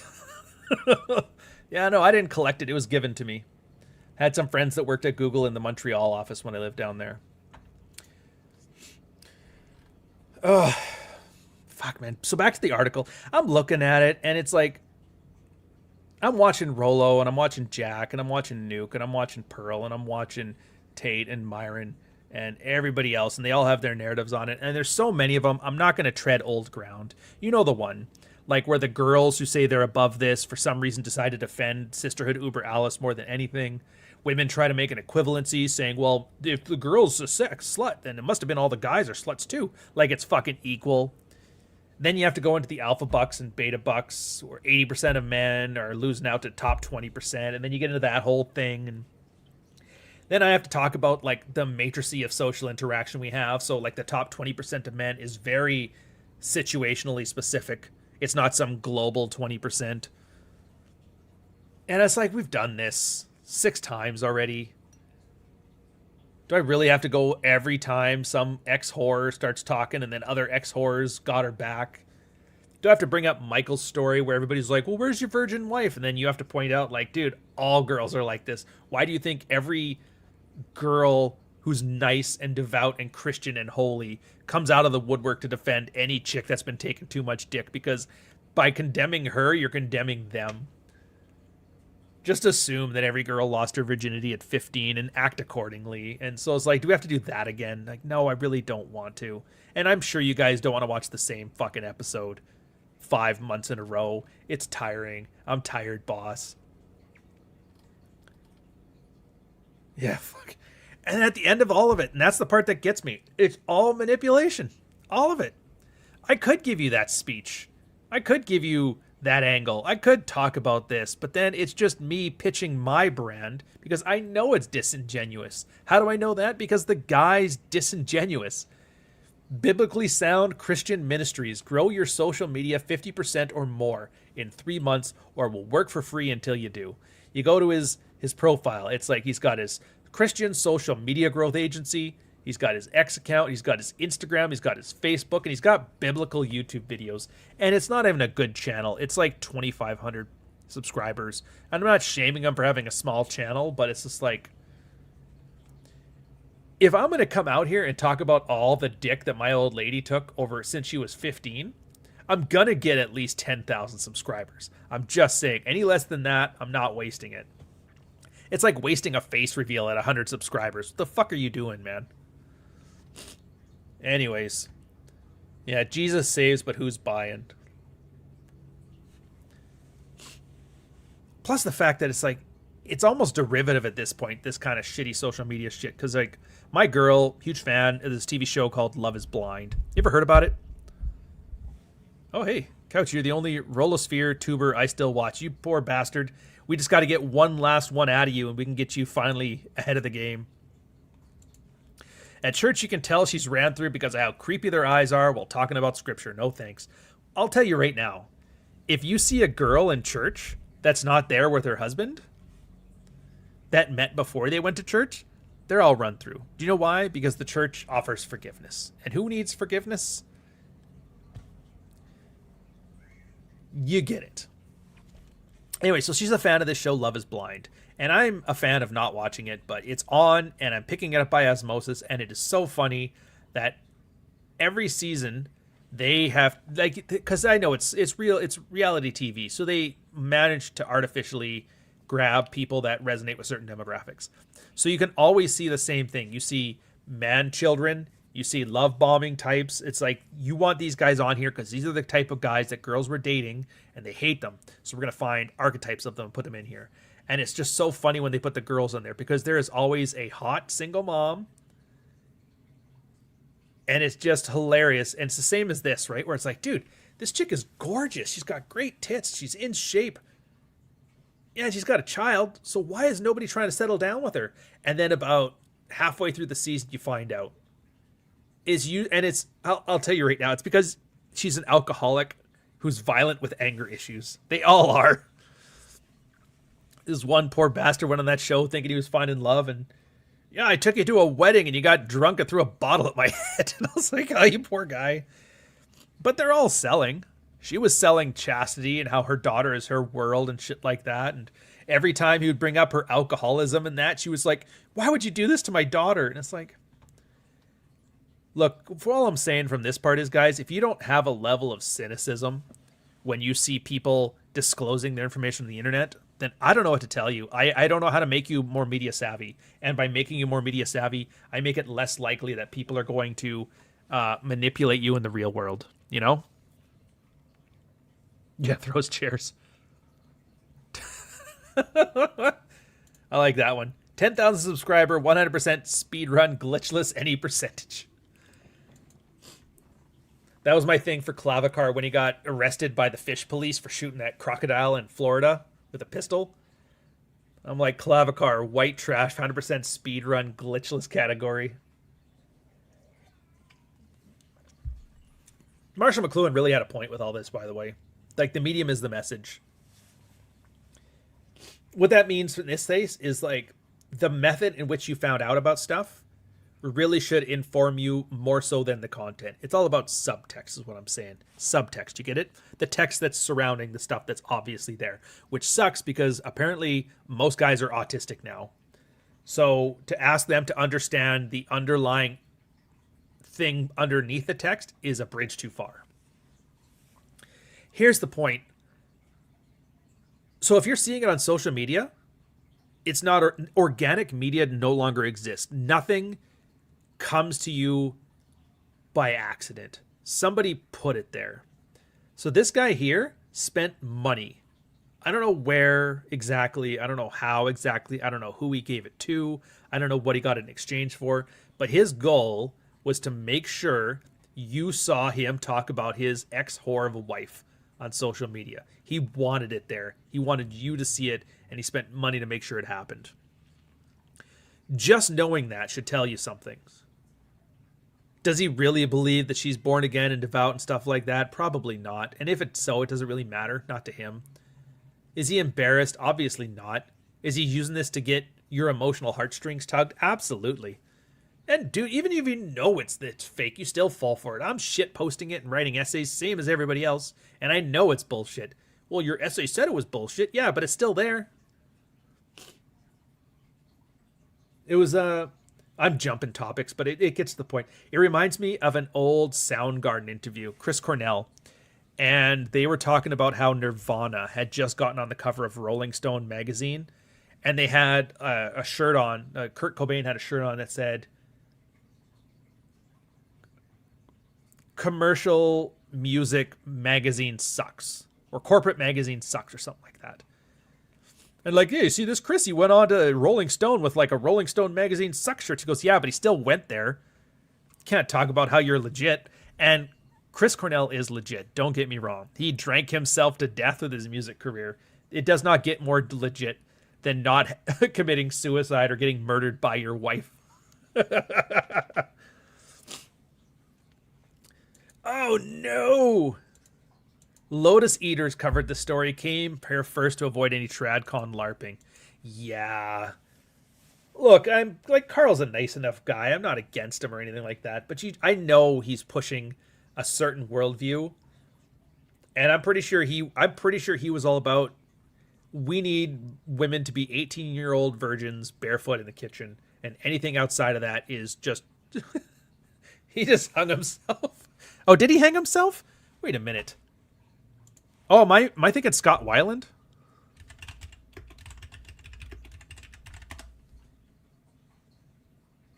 Oh, yeah. Fair enough.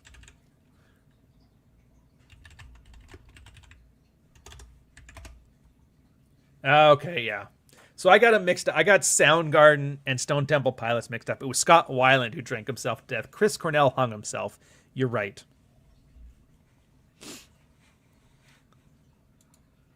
By the way, I hope this is about Lotus Eaters, not Soundgarden, because Soundgarden fucking rocks. It was the perfect mix of like heavy metal and grunge. For people that hated metal, it was the best metal. For people that hated grunge, it was the best grunge. I really think those guys, like, especially since my favorite album of theirs is like their least favorite album. Everybody's Down on the Upside. They hate that album. It's my favorite one. I fucking love it. And to date, they're the only band I know of that split up for like a decade and then got back together and made an album. And it was like, dude, it was like they just picked up where they left off. Like, that's exactly what they had. Oh, the shirt that Kurt had. Yeah, fair enough. I'm finding out more about grunge, though, back in the day. Like, I didn't realize all of Nirvana's songs that David Grohl was just doing disco beats on his drums. So they just took punk music, they slowed it down, and they put disco drumming onto it. And that's grunge. I'm like, fucking fair enough, man. Yeah, anyways, so back to this. It's this performative sincerity. Everybody keeps talking about authenticity, and I think they unintentionally are right. Because Tom Cruise plays an authentic super spy. It's not quite butter or whatever that margarine spray is. It's authentic butter. Cheese Whiz is authentic cheese. Authenticity isn't the real thing. Authenticity is a good enough copy that if you just squint, you can kind of just cross your eyes a bit and then, oh, that looks about right. A lot of stitching over that hymen, but whatever, we'll take it, sir. Dude, that's a good question. I'm wary about walking into this one because Stone Temple Pilots were not well liked in the California music scene because they always thought that they were just bandwagon jumpers. Whatever was popular, Stone Temple Pilots would just adopt it as their thing. And so they weren't very well liked. Having said that, I fucking loved them. But if I had to pick between Flower or Gift Shop, or was it Flowers, Stories from the Gift Shop? Flowers from the Gift Shop? What's that was the Gift Shop album called? Hold on a second here.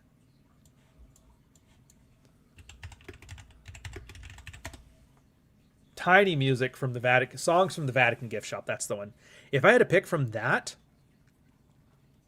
and Down on the Upside, I would pick Down on the Upside. And I like Core and Purple. I'm like, those were good too, but I always liked Pumpkins more than those. No, I'd have to go with Soundgarden more.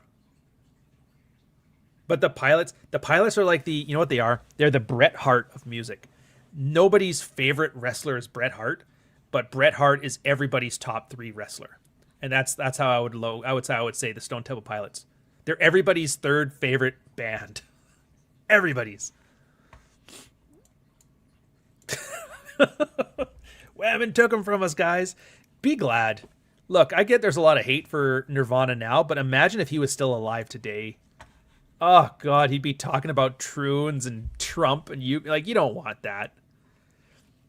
It's one of the best things that came out of 90s artists is they all died before they became cringe. Scott Weiland, Chris Cornell, Alice in Chains guy. Who else died? Who's the one who does the Bumblebee song? Anyways, yeah, everybody who was cool died, so you never have to see them become embarrassing.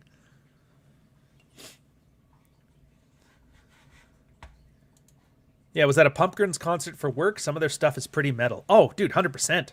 Especially like Melancholy, their second album, the second album of Melancholy.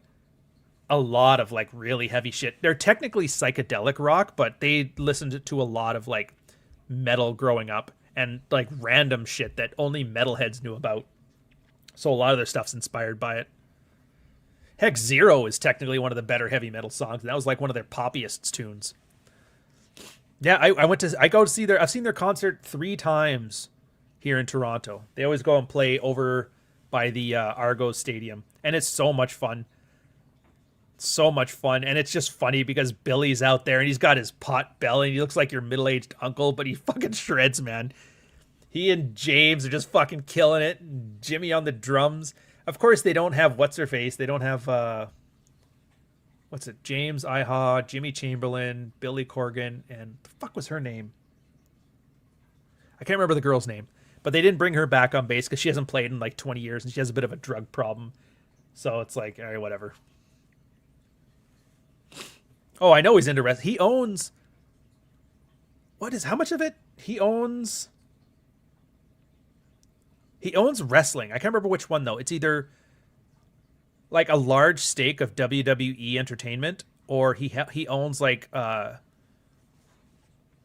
of the other leagues, like the small one, like ACW or whatever it was. I think it's ACW he owns. Friends with Rodman. It's pretty cool. Huge narcissist, though, but whatever.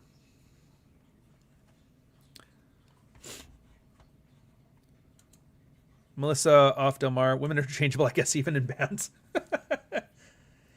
Darcy. That's the one. D''RC. I don't know what her full name is. I just know Darcy. That was her name. Fuck, I'm like the biggest Smashing Pumpkins guy, so I should know this stuff. Fuck, why'd you guys get me off topic? We're talking about horror in here. So there's a media savviness. And the reason that it matters, if I'm going to tie it back to at least something that's applicable for you, a lot of the PR and media landscape mirrors the way that women act socially. So by becoming more media savvy, you actually become more socially savvy, and vice versa. The more socially savvy you are, the easier it is for you to transition to marketing savviness and media savviness. Now, I can't prove it, and I can't say for sure, and I don't have any research, and I don't have any field reports on this, so I'm going off of pure vibes on this one, but it's educated vibes, where...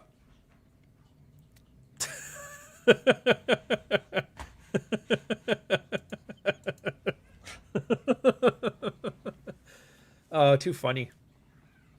Where was I going with this one? Oh, the savviness part. Yeah. And you can make a case where women are the predominant marketing demographic worldwide. I've brought it up. Like, this was back when I was early days, like in the 2014, 2015. There is a MasterCard annual shareholder report that they put out every year. And they kind of talk about trends in credit. And at the time, one of the numbers that stuck out to me on the last one I read, which is, again, 10 years ago, but I don't think it's changed very much, was that women are a $14 trillion a year demographic. Spending, not earning, spending. So women in discretionary spending spend $14 trillion a year worldwide. And guys were something like 3.84. It's less than 4. I know that for sure. I think it's 3.84, though.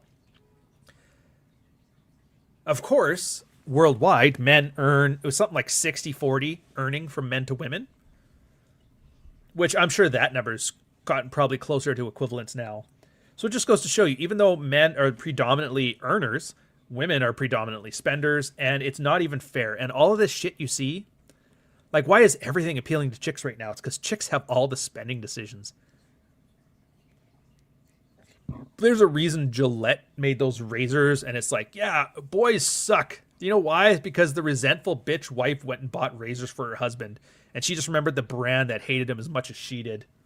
But she's stuck with him because he works on the oil rigs and pays for a good lifestyle. Pays for her drinking problem. If you ever wonder why is like She-Hulk such a big thing right now? You know why? It's because 38-year-old spinsters spend money and 38-year-old guys don't. Yeah, I quoted Whisper the other day to tell him to stop whining. He's one of my favorite posters. The irony is not lost on me.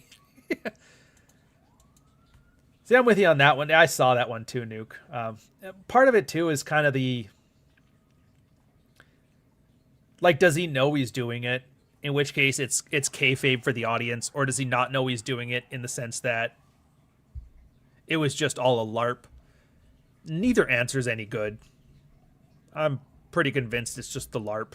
Or not the LARP, the cynic in me. He knows exactly what he's doing. Yeah, didn't Billy want to get with Courtney Love and help write most of Hull's album? Yeah, that one that she got famous on, that was actually Billy doing the songwriting for it. The one where she had the pink dress on and she was dancing around in the thing. I can't remember the name of it off the top of my head. 30 years ago, a song that I barely listened to. But yes, that's the one. Yeah, he did a lot of that. So turns out he's made like a lot of money songwriting. Not quite as, I think he might have made more than he did as the front man for Smashing Pumpkins, at least till recently, from just songwriting for Hollywood and other bands and artists and stuff like that. Nuke's getting caught up. Loves The Love of Blind. Yeah, everybody loves that stupid show. But there's, like I said, so the takeaway for you, a little bit of media savviness. Now, it's very easy. You can pull a Rob if you want to and just, nobody cares about this shit, man. And you're not wrong. If you want to, you can constrict your world to the point that you're basically oblivious to all this stuff, right? And if you have one of those good jobs, like Thor when he was doing the power line stuff, or like you work in digging ditches or any of that, like you work on the rigs, none of this really needs to apply to you. Until you need to get a woman. But if you're married and got this shit, then who fucking cares, right? Well, then maybe your kids might need the education. You should kind of pay attention because your kids were watching Andrew Tate and they're picking up third world habits. So maybe you should pay attention anyway. But yeah, it's a media savviness. And a lot of it is just understanding subtext. Why is this in front of me now? What does this say about me that this was what people and algorithms have decided to show me? And what is it underneath it that is telling me? So in this case, when you see a prostitute and her pimp / pastor telling you about all of her whoring days, what does that tell you? A, it's a sales pitch. He came to your door and tried to sell you a dick-shaped vacuum. Oh, you'll love this vacuum. It sucks like ever. Just sign on for this thing. It's trying to sell Christianity in a way.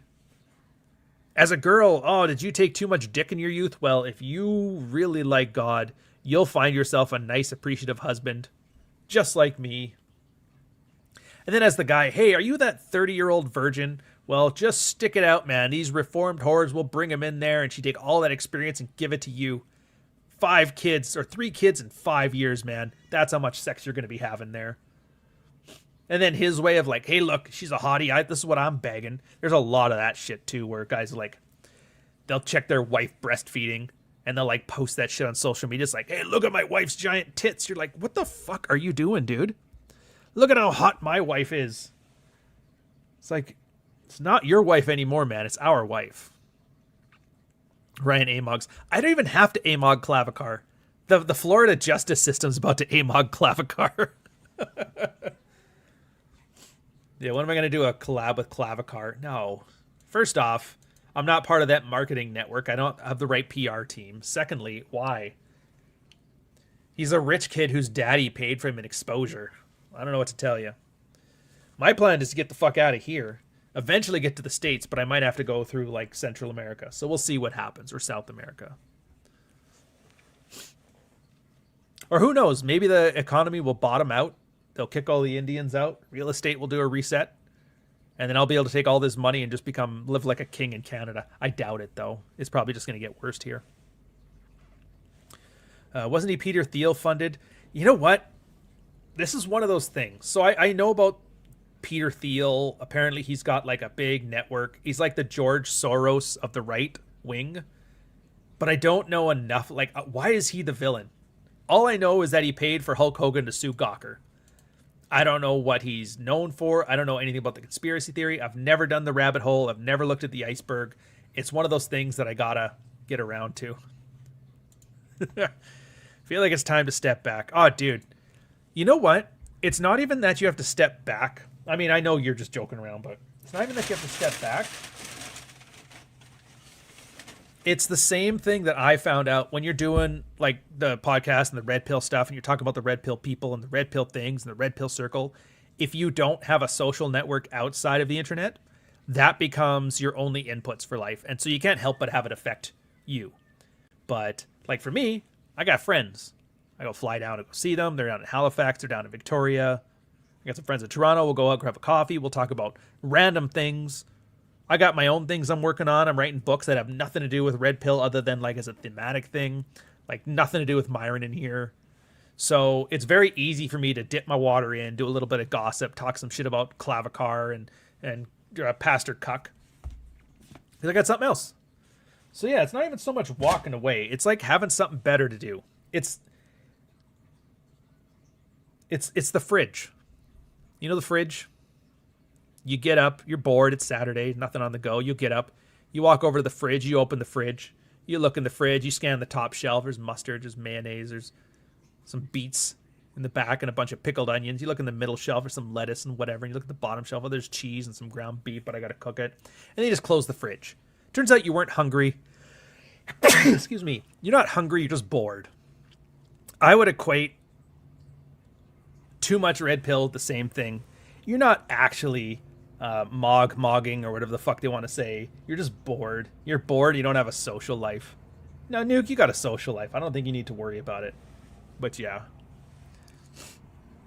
And then I found that as my niche where, because obviously from work, I pick up the shit. It's just like Love is Blind. I'm not a fan of the show. I don't watch the show. I don't tune into the show. But I pick up the show through osmosis. And that's kind of how I'm so knowledgeable about the current marketing platform of the red pill. I just pick it up through osmosis. I'm trying to shill books, man. I just want you guys to read some nice cyberpunk, maybe, I don't know, a romantic comedy kind of book about a guy named Rex. And in turn, I have to find out this guy named Clavicar hits himself with a hammer and shoots a crocodile with a gun. Fair enough. Are you working on volume 5? I have some stuff together. So if I do, it's going to be like an annual digest now. I'm not sure if I have a narrative for it yet, but yeah, there is another praxeology type book. I think I'm not going to give it the praxeology title though. I think I'm just going to have a more standalone red pill title, but we'll see. These are always, that's not my primary project. So right now, here, we're at the end of the show. We'll talk about the pitching stuff. So right now I have the completion of the Kickstarter. If you guys don't know, the new book, Ghost of Odessa, it's ready. It's done. It's been done for a while, but as a new thing, I started a Kickstarter to see what kind of, like, how you guys wanted to have it. And it exceeded past expectations. And now it's at the point where I have to deliver. So the paperbacks are all in. And for a lot of guys, I gave them options like, okay, you can have a special edition. It's like, signed, all this shit. It's a cover that only you guys will get. Special edition one. I hired an artist for things. I fired a different artist for things. So for this, like these ones here, there's only 50 copies. And they're only going to go to the Kickstarter guys. The paperbacks are in. So right now what I got to do is I've got all the packing stuff and the shipping stuff. And that's my next week of work. And then Thursday, the hardcovers. There's going to be 2 hardcovers, one for each one. Some people wanted the box set. They wanted both books. Some people wanted just the hardcover. Some people just wanted the paperback. Some people just wanted one. So there's like 200 copies of sliding around the house now that I got to sort out.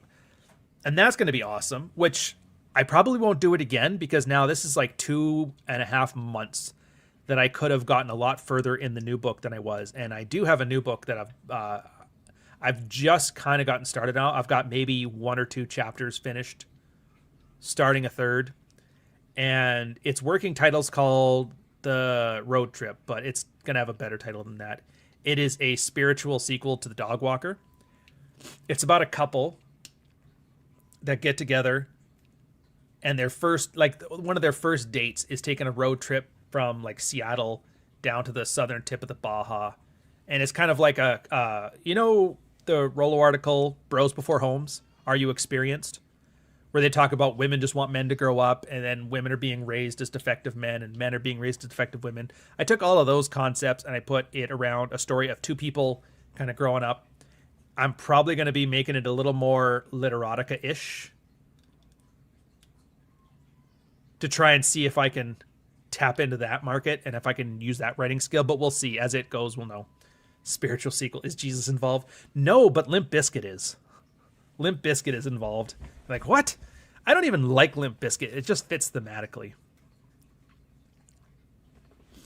Are you ever going to connect all your books to the same universe? Haven't read them yet. Sorta. So, like, The Dog Walker and Softbone are completely different books. One's cyberpunk, and the other one's, like, contemporary fiction. So, I don't think I could put those worlds together. But Softbone and Ghost of Odessa are same world. It's sequel. And Dog Walker and Road Trip are going to be...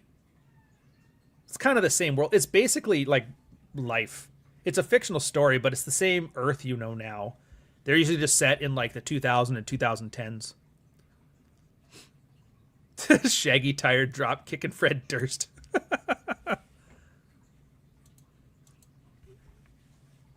Oh, look at this. Daniel, cold approach a smoking hot chick and got something I never expected. I was sure I would hear the I have a boyfriend, but I got I'm not sure about going out with a stranger, but gave me her socials. Yeah, dude. Fucking killer. See what I mean? It doesn't like the I've just got a boyfriend is when your approach sucks, but your approach was good. So I'm not sure about going out with a stranger, but girls will take a chance. Why not? Especially hot chicks. Like they don't get you'd think they get approached all the time, but they really don't. Most guys are intimidated by hot chicks thinking they get approached all the time. You're probably one of the few guys that walked up to her in a normally functional way and hit on her like a man, and she's like, fuck, why not? I wish you luck, good sir. Let me know if you get the F close. I'm looking forward to it. Oh, anyway, so for the rest of you guys then, and some of you guys get the ebook, so that's going to be coming into your emails this week. And I want to get this stuff in and out of here. And then once everything has been shipped out, the mass market publication for Ghost of Odessa. So if you enjoyed the first one, I guarantee you're going to love the second one. And if you like the Dog Walker but aren't into science fiction, you got one coming down the pipe too. I want to get that one done for the summer, but we'll see. And then I'll have a Prax 5 type book. I don't know what it's going to be yet. That one will be done by the end of year. And then it will have met my goal of 4 books this year. I think I can do it. And then as far as audiobooks, I don't know. Part of me is thinking about just hiring Jack full time to record all the audio for all the audiobooks from now on. I might do Ghost of Odessa as myself as the last one I do. I just realized like the offloading that off of your palette just frees up so much time. And I'm like, it's worth paying a couple grand and not have to worry about that anymore. Yeah. Oh wait, no, it went well. I was proud of myself either way. Yeah. Well, because to be fair, when it comes to like the picking up and stuff, it's never about did you get the girl, even though I'm like, oh, let me know if you got the F close. It's always about working on the skills, right? Like, do you have the skill set to be able to open a stranger up on the street? And in that case, you did. Even if you didn't, even if you would have said, I have a boyfriend, I have to go, you would have probably looked through your approach and you're like, what did I do wrong? What did I do right? And you're like, no, everything was pretty smooth. It's just that one wasn't in the cards. She was on her period that day. She actually had a boyfriend. Who knows? She doesn't like white guys, like whatever it is. But that's really the goal, is just to be able to look at like every set, no matter if you succeed or you fail. Is there anything in my approach that I would have changed that I could have done better? And at some point you're going to be like, no, that's pretty good. That's good enough. And that's all you can really hope for. And then once you're detached from the outcome, you have outcome independence. It makes things go a lot smoother. Aw. Jack needs to narrate Nuke's book too. That would be so funny if we got hyper specialized in the sphere. Like Rolo does all of like Access Vegas is all the promotion and all the Vegas girls and stuff. Jack does all the audio narration. I do all the writing with Clary. Nuke does all of the mangas. And it becomes like this factory of red-pilled content, and all of us are just crushing it as like some big company. Yeah, Ghost of Odessa, I understand you do it yourself. Funny enough, Rob and I said the same thing to each other last night. It fits narratively. Well, you know what it is? It's I was talking with Devin Erickson about this because he did his audiobook for Theft of Fire, and he hired a team. He paid like 25 grand, got them all to do it. It's like a stage play. And there's always two types of books on audio. I find there's stage play and there's author narration. And they're just different. So for the example I'll give you is Neuromancer. Gibson, father of cyberpunk, Neuromancer. I tried to read it 3 or 4 times, and it's just the prose. It just wasn't working for me, and I can't explain it. Like, I understood it. There's nothing difficult in there. But I was like, I don't understand what they're trying to do here. And so I tried the audiobook, and then the audiobook has one of those radio voice announcers with the radio guy. And I'm like, this kind of sucks too, because now it doesn't sound like a book. It sounds like a radio ad for cigarettes. And then I was perusing YouTube, and somebody happened to have a William Gibson rip from a cassette tape in 1993 of Gibson reading Neuromancer. And it's in his voice, and he's reading it. And the way he read it, the cadence was different. The way the sentences came together was different. It created, the best way I can describe it is, instead of listening to some crooner singing a song, you're listening to the original artist sing it. And it made sense. And then all of a sudden the entire book clicked, and they can read it right after that. If you guys, here, I'll even get a link for it. Hold on a second here.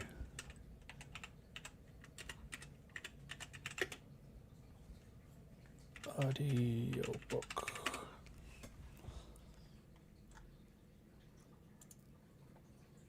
There it is. So here.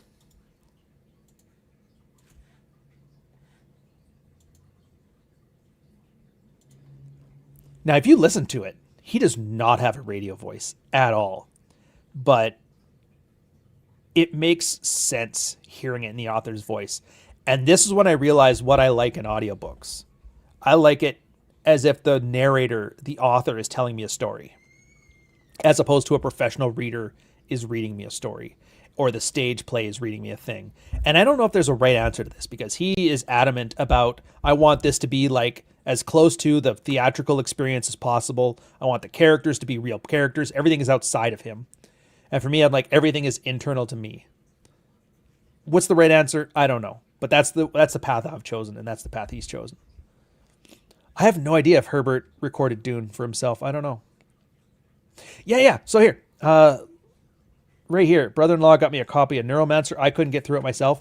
I am telling you. Listen to the audiobook.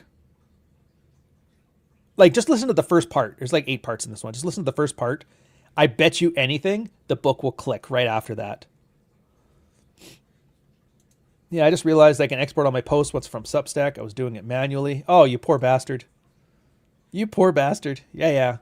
To be fair, I normally type all mine up in Scrivener, and then I import them into Substack afterwards. So I guess I never had to really worry about that myself. Actually, I think it's funny, too. I bet you anything there's like a...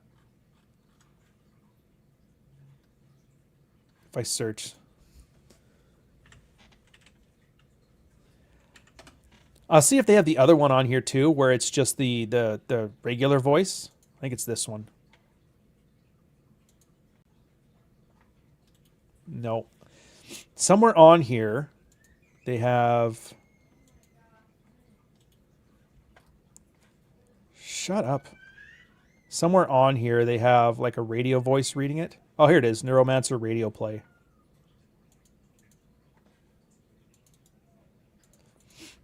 So, yeah. And like, so here's an example of the other one. This is the radio stage play thing. And if you listen to this and you try to read a romancer, it doesn't work. So that's the big thing for me. I like it that way. I think it's better that way. Plus the fact that like every author, everybody who writes has a voice to their writing. It's for some people, their writing is easily accessible to you. And for some people, it's very opaque and very difficult to get into. What I find is if I can hear the author speaking, their voice in their writing becomes instantly more accessible. Why would a girl, when referring to her man as her partner, correct herself and say boyfriend? Should I turn down my autism? No. That's that stupid meme. So this is like a woke bullshit thing. When people said partner, they try to make a gender neutral language because you don't want to say husband and wife because that's patriarchal or whatever. And so people got very annoyed with that. So they rebel against it by making a point to say boyfriend, husband, whatever. Which for me, I get it as in like not one more step. But I also don't get it in that partner is actually a useful term if you use it properly. So for example, you see a friend of yours, she's with somebody, you don't know if they're together, you call them a partner because you don't know if they're married, you don't know if they're divorced, you don't know if they just started dating, you don't know if they're boyfriend and girlfriend, you don't know any of that. So you just say partner, and then hopefully the other person corrects you. So yes, and you're absolutely right. If you use partner when you know the relationship, it's absolutely gay coded. Yeah, and that's the other thing. Are you a gay couple? Well, then that's your partner. But sometimes partner is appropriate. What I find is annoying about it is the people who make it a political point. No, I'm saying wife. Nope, I'm saying partner. It's like, why is this the hill you want to die on? You want to make politics your world, fill your boots. For me, I've used both. I use them interchangeably. It's generally speaking, I make an effort to when I say something to be purposeful about it, but I'm also not going to be, I'm not going to say wife just to own the libs. And I'm not going to say, because my conservative dad's an asshole, I'm not going to say partner. I think that's fucking ridiculous. But if you're gay and you got a gay husband, then you fucking call him a partner, man. Or call him a husband. I think you're allowed to both be husbands, aren't you? Isn't that how it works?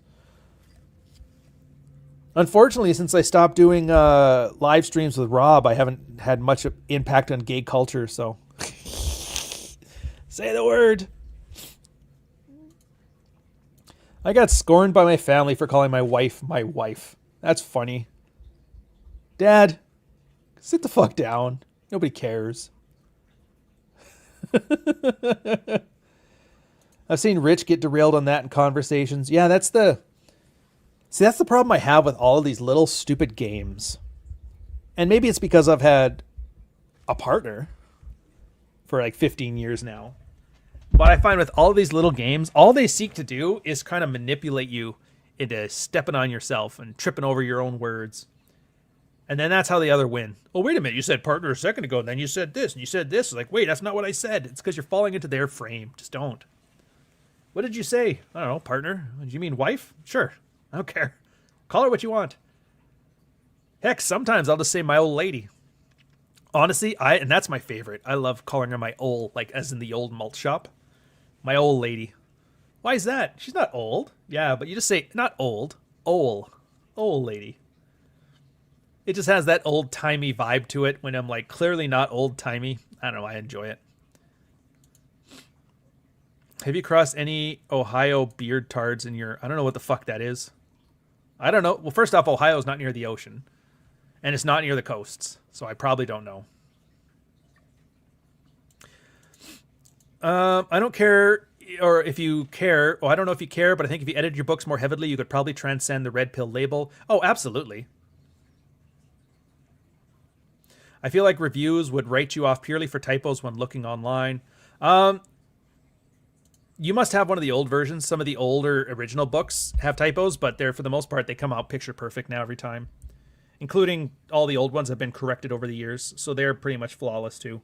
But you are right. I could easily de-red pill all of it. It's not hard. And even then, I try to minimize the language now. That's why I've always called it like praxeology as opposed to like, I could have called the thing the red pill series, but I'm not. I'm calling it praxeology because it is a praxeology. I always refer to the red pill as this space, the locker room.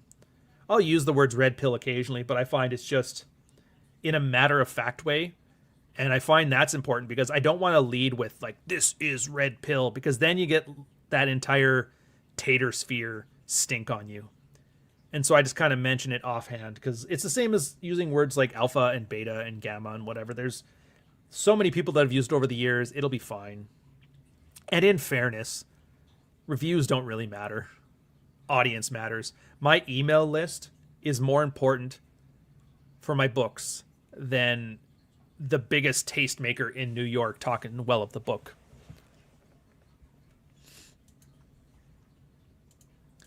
Yeah, almost said that a chick I was seeing liked it when I called her that. Oh, wait, which was the one we heard? Oh, this. I think it's funny when you even bring up Trump. You start to see how your friend group or acquaintances are really media washed or even seeking validation. My buddy surprised me yesterday. Yeah, I enjoy that shit too. In fairness, all I usually do is like ask them how they know that, and I usually get a lot of stuttering and spouting. And in Canada, I've always got the good one where they're shitting on Trump. I'm like, dude, we got our own problems. Have you looked around? But truly, the only friends and family I have are ones that like live off the grid. They're the ones that tend to hate Trump. The people that actually have a job in the city, yeah, they're pretty much, yeah, we got our own problems, bud. Always good stuff. Anyways, so that was Red Morning for the morning. I don't know who's hosting Rule Zero. I don't think I'm going to be there on this one. I'm going to try, but no promises. I'm not sure what the topic is. It's probably the same topic. Hope you enjoy it. For those of you who have been patient, and for those of you who have supported the channel for this long, I appreciate you. I thank you. I am working my ass off to make sure you guys get everything you're owed. Books are coming in. It's going to be my best work. You're going to fucking love it. I'm adding a little bit extra accoutrements, special packaging. I want you unboxing it to be an event. That's the plan. I want it to be something special. I don't want some standard Amazon parcel. I want the shit to look cyberpunk when you get it. So I'm looking forward to it. Anyways, enjoy. Talk to you guys later. Before I exit, let's do one of the older ads, one I haven't showed in forever. We were talking about that fucking psycho.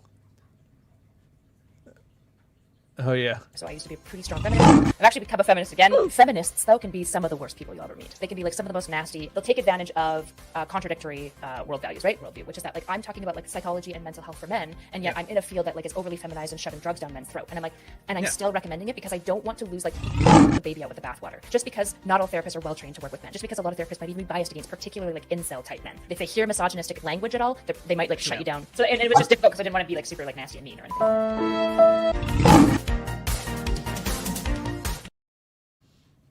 All right, guys, I'll catch you later.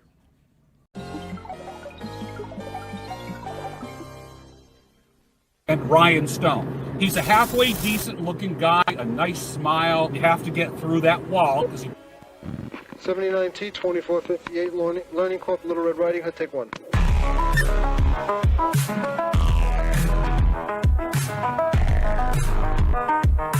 Somebody find out the fucking real names for me. 40 years of my life is in the wire that's gone. Does that make sense? You have to get through that wall. I only know what my heart feels. Where they say there are Indian people pooping on our beach. Socially retarded.